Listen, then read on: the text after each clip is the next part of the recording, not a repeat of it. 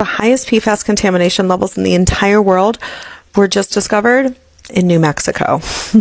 You're never going to believe who put them there either. Oh, that was the Department of Defense. Oh, yes. So the Department of Defense has dumped PFAS firefighting foam here in this area of Holloman Lake for the past 30 years. And so now it has the highest levels of PFAS out of any body of water they've ever tested. The levels that were found in some of the wildlife were 30 million times greater than the maximum contaminant level. So 30 million times higher. Just so you know, PFAS are known as the toxic forever chemical. They make things waterproof and non-stick, and they were used and still are used in aqueous firefighting foams in the U.S. military and Department of Defense. That's actually one of their main contamination routes of our water supply. And unfortunately, what's really bad about PFAS, not only do they cause many different types of cancer and like literally shorten your lifespan, but they bioaccumulate, meaning they're never going to break down. And so every little bit the Department of Defense dumped in the environment, it's going to stay there, right?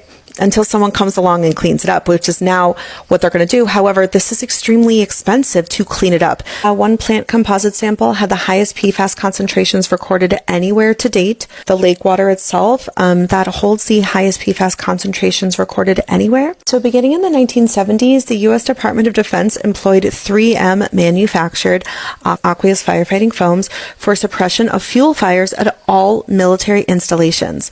Aqueous firefighting foams form a film on the surface of highly flammable petroleum-based liquids, right? Gasoline, preventing contact with ambient oxygen and thus providing near instantaneous fire suppression. Once the world started learning how incredibly toxic PFAS are, they started phasing out the aqueous firefighting foams made with those long-chain PFAS, and instead they switched to short-chain PFAS firefighting foams. I mean, to be fair, in the early 2000s, everyone thought those honestly were safer. That is now proven to be false, because these were made out of fluorotelomers, and yeah, they don't transform into PFOA, but they do transform into other PFAS compounds that have just as harmful effects. PFHXA has a very strong correlation with brain tumors, and the EU just banned it last year. The thing is that this area does serve as an important point for a lot of migratory birds. One of the researchers found this dead baby bird right by its nest on the ground near the lake. It was sent to the lab for testing, and its tissues had the highest PFAS concentration recorded to date in a bird. Contamination by PFAS can also be transgenerational, with contamination affecting not just animals living or visiting Holloman Lake, but also future generations.